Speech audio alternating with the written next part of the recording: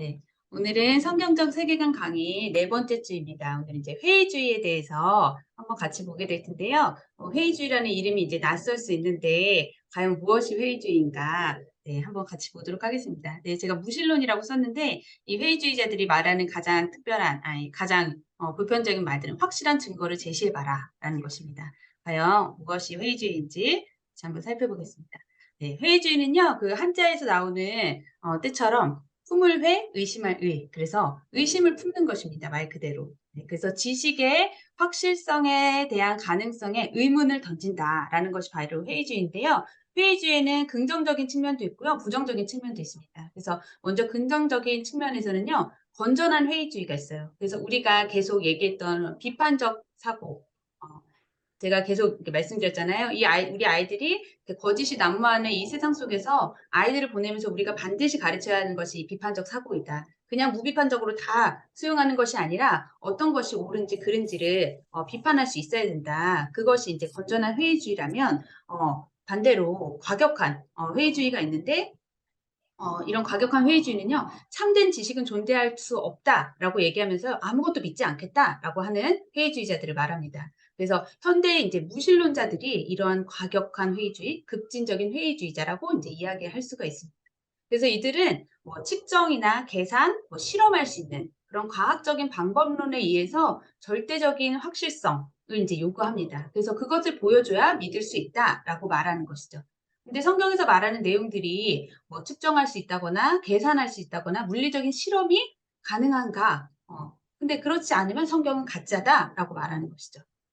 네, 성경은 아시겠지만 보시면 수많은 기적들이 나옵니다. 네, 창세기부터 시작해서요. 성경은 기적을 빼면 사실 남는 부분이 많지 않을 것인데 예수님이 이 땅에서 보여주신 수많은 기적들이 있었죠. 그리고 예수님이 죽으시고 다시 살아나신 그 부활의 기적을 어떻게 실험하고 측정하고 증명할 수 있겠습니까? 네, 보시면 이제 그 회의주의자들, 무신론자들로 이제 이야기를 할게요. 이제 무신론자들은 계속 있어 왔는데요. 2001년에 9.11 테러를 기점으로 전통적인 무신론자와 신무신론자, 현대 무신론자로 이렇게 나뉘게 됩니다.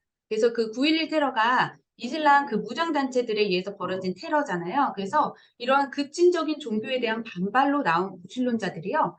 그 이전에 있었던 무신론자들하고 좀 결이 다릅니다. 그래서 전통적인 무신론자들은 우리가 잘 아는 칼 마르크스, 프로이드, 찰스 다윈 이런 사람들인데요. 현대 무신론자들은 현대 무신론의 그 4인방이라고 한다면 리차드 도킨스, 그다음에 크리스토퍼 히친스, 데니얼 데니, 샘 해리스 이렇게 있습니다. 그래서 이들이 같이 철학자도 있고 과학자도 있고 작가도 있고 다 있는데 이 무신론자들이 같이 모여서 쓴 책이 바로 이 책이에요. 신 없음의 과학. 이라고 하면서 이 표지에 작은 글씨를 잘 안 보시나요? 여기 보시면 이제 물어봅니다.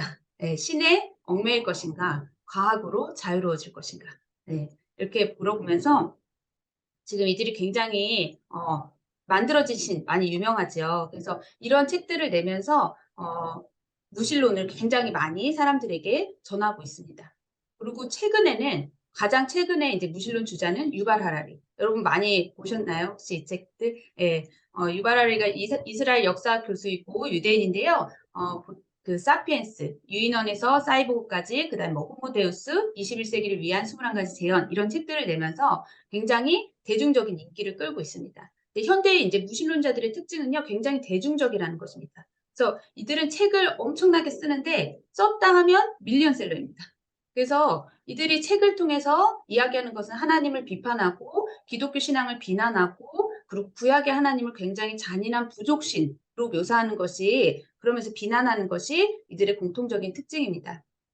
근데 특별히 유발 하라리는요. 1년에 50세를 인쇄할 정도로 엄청나죠. 엄청난 인기를 끌고 있습니다. 그래서 젊은 청년들에게 이 세대들에게 굉장히 많은 영향을 미치고 있는 사람이 바로 이 유발 하라리입니다. 유발 하라리는요. 자기의 책에서요. 과학적인 낙관주의를 얘기하는데 이야기하는 걸 보면 로봇들의 반란으로 이 호모사피엔스가 멸종하는 것이 아니라 오히려 신이 될 것이다. 그래서 인간은 새롭게 사이보그, 그 기계랑 결합을 해서 새롭게 진화할 것이다. 그래서 기계를 통한 영생의 길이 열릴 것이다 라고 주장합니다. 그래서 이처럼 과학적인 낙관주의를 이야기하면서요. 신은 없다라고 이야기하는 것입니다. 네. 성경에서 이제 무신론자들의 특징을 이야기하고 있는 시편 14편을 보시면요. 어리석은 자는 그의 마음에 이르기를 하나님이 없다 하는도다. 그들은 부패하고 그 행실이 가증하니 선을 행하는 자가 없도다. 이렇게 쭉 나오면서요. 죄악을 행하는 자는 다 무지하냐. 그들이 떡 먹듯이 내 백성을 먹으면서 여호와를 부르지 아니하는도다. 이렇게 말씀하고 계십니다. 네. 하나님의 마음에 그 하나님이 없다고 하는 무신론자들은요. 이 시대의 많은 청년들에게 지금 도피처가 되어가고 있습니다. 그래서 그들은 자신들을 과학적이다, 이성적이다, 평화적이다 이렇게 포장을 하면서요. 하나님의 백성들을 떡 먹듯이 먹고 있는 시대가 바로 지금 이 시대인 것입니다. 그래서 무신론자들이 주장하는 것들을 몇 가지만 간단히 살펴보면요. 이들은 이렇게 얘기합니다. 아무도 하나님을 본 적이 없다. 그렇기 때문에 신은 존재하지 않는다. 네. 그리고 신은 인간의 투사물이다. 라고 얘기하면서요. 신은 인간이 무언가를 의지하고 싶은 그런 마음에서 만들어낸 것이다. 라고 이야기합니다. 그리고 세상에 수많은 악과 고통이 있다. 선한 신에 대한 믿음은 모순이다. 그렇게 이야기하면서 악과 고통이 이 세상에 존재하는 것은 신이 없다는 것을 반증하는 것이다. 라고 이야기합니다. 그리고 성경의 신은 혐오스럽다. 라고 얘기하면서 구약의 하나님을 마치 인종 청소자, 그리고 인간의 고통을 즐기는 굉장히 가학적인 존재로 묘사하고 있습니다. 그리고 사후세계는 이성의 마취제이다라고 이야기하면서요. 종말이 없다는 것을 이야기합니다. 그러면서 중요한 거는 사후의 세계가 아니라 이 세상, 지금 내가 살고 있는 세상을 변화시키는 것이다 라고 이야기하고 있습니다. 그래서 신을 믿는 것을 마치 유아기적인 망상이라고 치부하면서 그런 유아기적 망상에서 벗어나야 한다라고 주장하는 것이 이들의 주장입니다. 네, 여러분, 하나님이 안 보이니까 없다라고 말하는 건요, 사실 아주 저급한 경험주의에 지나지 않습니다. 인간이 들을 수 있는 소리의 주파수가 그 범위가 한정되어 있다는 거 알고 계시죠? 그래서 인간은 아주 큰 소리도 못 듣고요, 또 아주 작은 소리도 못 듣습니다. 마찬가지로 아주 큰 것도 볼 수가 없고요, 또 아주 작은 것도 볼 수가 없습니다. 그래서 인간은 존재하는 것들도 다 보거나 듣지 못하는 인간인데, 우리가 경험하는 것을 넘어서 그런 실체를 관찰되지 않는다고 하나님의 존재를 부인하는 것은 이거는 과학적이고 이성적인 것이 아니라 그냥 신이 없다는 것을 믿는 신앙에 지나지 않는다고 얘기할 수가 있습니다. 자, 그럼 왜 이렇게 지금 최근 들어서요, 무신론의 인기가 굉장히 급부상하고 있는데 청년들이 이렇게 무신론을 도피처로 삼아서 하나님을 이렇게 떠나가게 됐을까? 보시면요. 지금 이거는 지성적 회심이라는 책에서 발제한 것인데, 이 책은 과학자이고 또 무신론자였던 알리스터 맥그레스가 이제 기독교인이 된 후에 쓴 책입니다. 그래서 제목이 과학, 신앙, 의심의 길을 걷다라는 지성적 회심인데요. 여기서 말하기를요. 내가 존재의 초월적 근거가 없기를 바라는 것은 내가 좋아하는 일을 행할 수 있기 위해서였고, 거꾸로 보면 내가 선택하지 않은 더 크고 더 나은 선에 부합하게 행동할 의무를 짊어지고 싶지 않아서이다라고 이야기합니다. 네. 즉 하나님을 인정하면요. 성경에서 나오는 절대적인 그런 도덕 법칙들에 순종해야 되는데 그게 싫다는 것입니다. 그래서 신이 없다고 하면 내 마음대로 할 수 있기 때문에. 그래서 무신론자들이요. 신의 존재를 못 믿는다기보다는요. 믿기 싫어서 이제 무신론을 선택하는 거죠. 그래서 지금 이 시대는요, 포스트 모던 시대잖아요. 네, 포스트 모던 사회는요, 절대 진리와 신의 존재를 이제 부정하는 사회입니다. 그래서 이 시대의 사조 자체가 하나님의 존재, 거룩하신 하나님을 인정하지 않는, 하나님은 없다라고 말하는 시대이죠. 그래야 죄를 지어도 죄책감 없이 편하게 죄를 지을 수 있습니다. 그래서 이 시대는 너무 악해져서요, 더 이상 성경에서 분명하게 말하는 죄조차도 죄가 아니라고 이야기합니다. 그래서 지금 이 대한민국 이 시점에서 관통은 지금 죄가 아니죠. 네, 동성애 죄가 아니죠. 네.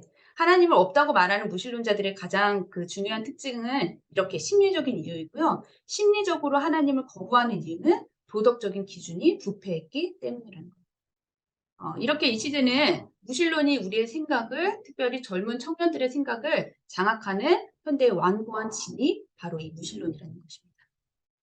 이 책을 한번 좀 자세히 보면요.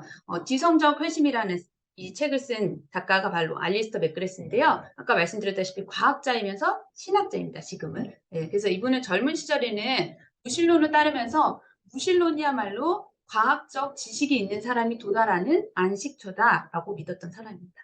네, 현대 무신론자들이 주장하는 것처럼 이분도 이전에는 종교는 망상이고 과거의 해로운 유물이다라고 생각했던 그런 회의주의자인데요. 그가 의심하고 회의를 거듭하면서 이성적인 판단 또 지적인 고민이 오히려 그를 신앙으로 이끌었다고 이제 고백하고 있습니다.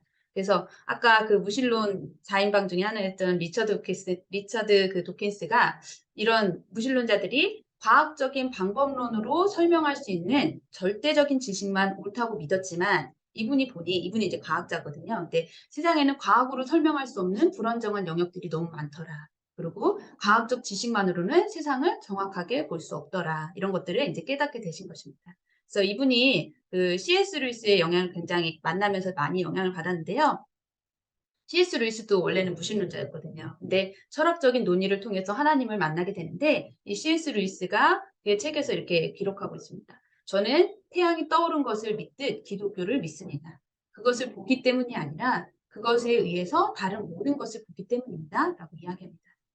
우리가 태양 자체는 사실 눈이 부셔서 우리가 쳐다볼 수 없잖아요. 눈 부셔서 태양을 보면 눈 손을 가리잖아요. 근데 태양 때문에 모든 만물을 우리가 환히 볼 수 있죠. 태양빛이 있기 때문에. 그것처럼 하나님을 통해서 세상을 보면요. 과학만 가지고는 이해되지 않았던 인간이 어떤 존재인가, 또 역사, 우주는 무엇이고 도덕적인 가치들 이런 것들이 과학을 통해서는 사실 이해될 수 없는 영역이거든요. 근데 무신론으로는 절대 이해할 수 없는 이런 영역들이 하나님을 통해서 이런 것들을 봤더니 더 밝게 또 정확히 볼 수 있었다라고 이야기하고 있는 것입니다. 그래서 무신론자들은요, 무신론이 굉장히 과학적이다, 이성적이다라고 말하지만요, 사실은 하나님을 빼고 세상을 다 설명할 수 없기 때문에 그들의 주장은요, 논리적으로 탄탄하지 않고요, 그리고 굉장히 오류가 많습니다. 그래서 이성적이고 과학적인 사고는요, 신앙하고 서로 상충된 것이 아니라 상호 보완적인 관계인 것이다. 라는 것들을 우리도 기억하고 또 자녀들이 이런 것들에 의심을 가질 때 이렇게 이야기해 줄 수 있으면 좋을 것 같습니다. 자, 그러면 지금 이제 무신론을 도피처로 삼고 있는 이 시대 속에서 살아가는 우리 자녀들입니다. 그래서 우리 자녀들에게 우리는 어떻게 가르쳐야 할까? 한번 보시면요. 네. 어, 우리 자녀들이 교회에 다니고 있지만요. 포스트 모던이란 이 시대 속에 살면서 과격한 무신론자들이 말하는 그런 거짓말들을 삼킬 수가 있습니다.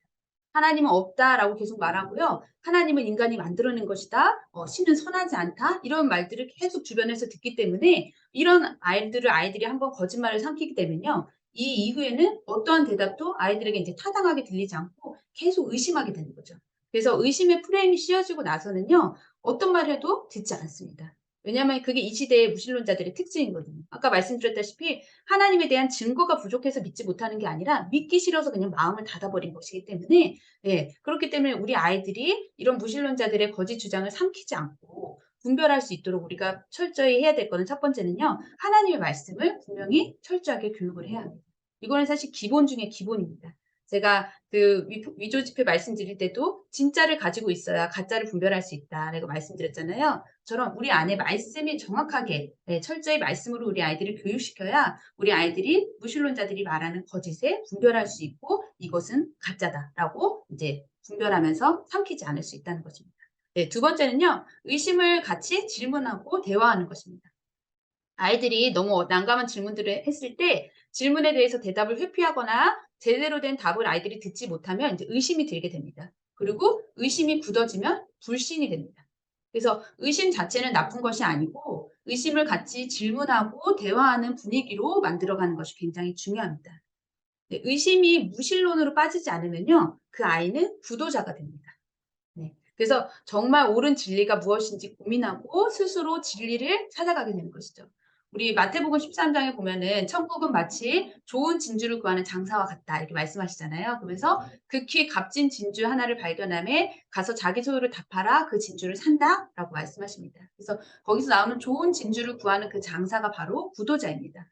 진리를 찾는 자는요, 반드시 하나님 나라를 찾을 수 있다라고 성경은 말씀하고 있습니다.